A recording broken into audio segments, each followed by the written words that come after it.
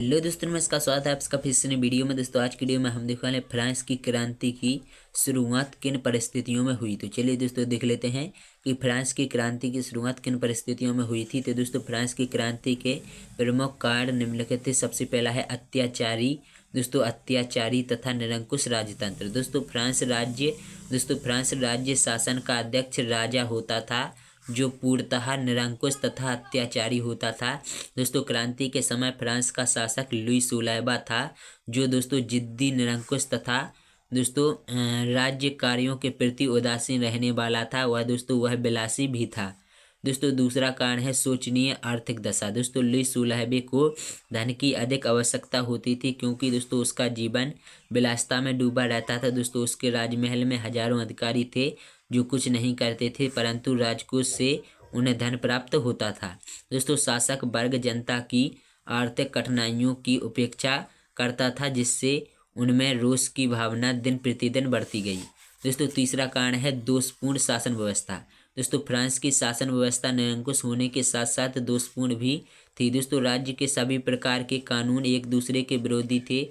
राज्य के उच्च पदों की नीलामी होती थी, फिर राजा के कृपा पात्रों को नियुक्त किया जाता था। दोस्तों चौथा कारण है कृषकों की दयनीय दशा। दोस्तों 18वीं शताब्दी में कृषि व्यवस्था में इस प्रकार के परिवर्तन आए कि जिससे किसानों की दशा पहले से भी अधिक दयनीय हो गई।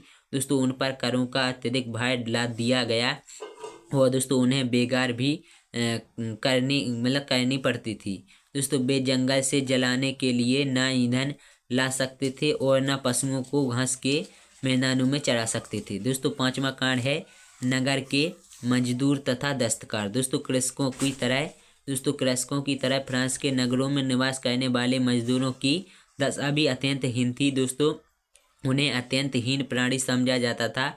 वे अपने मालिक की इच्छा के वे किसी अन्य के यहाँ नौकरी नहीं कर सकते थे। हर मजदूर को काम छोड़ने पर अपने मालिक से चरित्र प्रमाण पत्र लेना पड़ता था। जो मजदूर प्रमाण पत्र नहीं लेते थे उन्हें बंदी बना दिया जाता था। इस प्रकार के शोषण तथा अन्याय के कारणों से शोषित मजदूर गुप्त संगठन बनाकर हड़ताल तथा विद्रोह करने लगे। दोस्तों छठवां कारण है बुद्धिजीवियों और क्रांतिकारियों के विचार।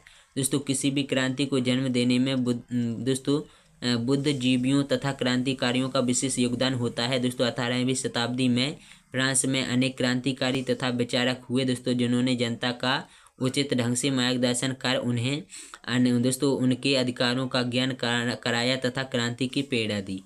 दोस्तों सातवां है तात्कालिक कारण। दोस्तों अमेरिका के स्वतंत्रता संग्राम में भाग लेने से फ्रांस की आर्थिक दशा बहुत खराब हो गई थी और दोस्तों सन 1788 में भारी अकाल पड़ा और दोस्तों सरकार पर ऋण का भारी बोझ चढ़ गया था।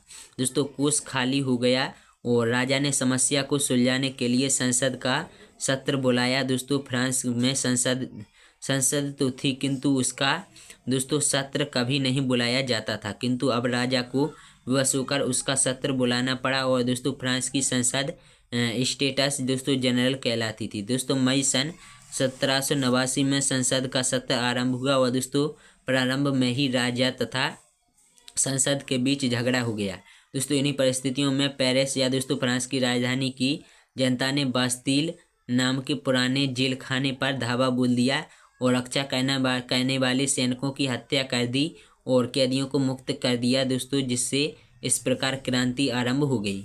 तो दोस्तों आशा करता हूँ कि आप लोगों को वीडियो पसंद आएगी। वीडियो पसंद में लाइक शेयर करना, चैनल सब्सक्राइब करना ना भूलें। चलिए इस तो मिलते हैं अगली वीडियो में, तब तक के लिए उसका जय हिंद, जय भारत, वंदे मातरम दोस्तों यार। और चैनल को सब्सक्राइब करना ना भूलें यार प्लीज़।